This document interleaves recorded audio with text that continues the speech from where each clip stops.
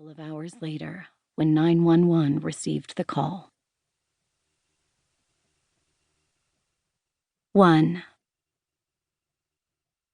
Antonia Bingham paused at the threshold of her inn to make sure she was not tracking in any sand with her shoes. She had completed her morning walk along Georgia Beach, proceeding as far as Wainscott before doing a 180 to return home. She now felt completely energized, and her pockets were filled with bounty, the ocean-smoothed slivers of sea glass that she had discovered near the shore. After a busy summer season, she was ready to slow down, take better care of herself, and burrow into fall.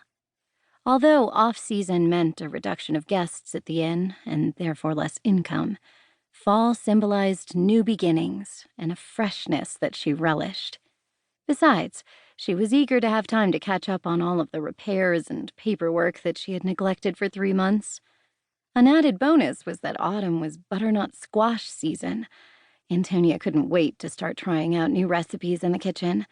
Her mouth watered just thinking of maple-glazed squash dotted with chunks of gorgonzola, toasted walnuts, and thin, almost transparent ribbons of prosciutto. "Antonia, Sergeant Flanagan is here to see you," chirped Connie from the front desk as she checked out a departing couple from Texas. "Thanks, Connie. Where can I find him?" "He's in your office." Antonia's already pink cheeks reddened. "My office? Oh, fiddlesticks, it's a mess. I wish you'd put him in the parlor." Connie's laugh was lighthearted. She had a cheerful disposition and an easygoing attitude that made her a perfect fit for the reception desk. "I know. I tried, but he said he wanted someplace less public." Antonia patted her lustrous but wind-blown black waves into a semblance of order and shrugged. "Oh well, I suppose he's seen my office before." Antonia was not alarmed that a police officer awaited her. Unfortunately, she had been involved in a few murder cases in recent months, thankfully as a crime solver rather than a suspect or victim, and she assumed that the sergeant needed to dot the I's in one or another of her statements. As she moved along the hall of her antique Georgian-style inn, the 3-story shingled structure was built in 1840. She ruminated over how much her attitude toward cops had changed in recent years. After a terrible marriage to a police officer in California, she had been left with little trust in and pretty much total disdain for anyone in law enforcement. She couldn't forgive her ex-husband's colleagues for turning a blind eye to the violence and suffering he had inflicted upon her and her family. Fortunately, she had found that the police officers in East Hampton were different. She was even starting to develop a wary faith in them, particularly Sergeant Flanagan, who, if she was completely honest, had given her a few outs when she had meddled in things when she shouldn't have.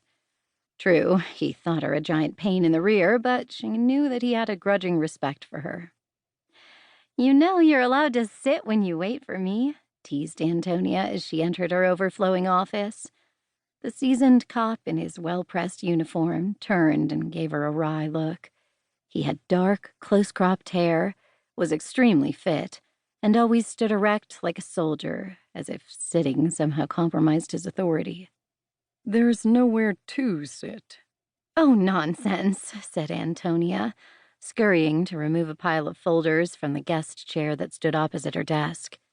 "You could have moved these, or you could have parked it in my seat." "There are a lot of risks in my job, but a visit to your office is the most hazardous." "Ha ha, is that police humor?" asked Antonia as she plopped in her chair.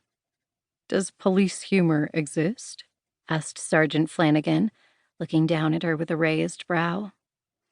"Well, Sergeant Flanagan, I think this is the most banter we've had in our entire acquaintance." Antonia smiled.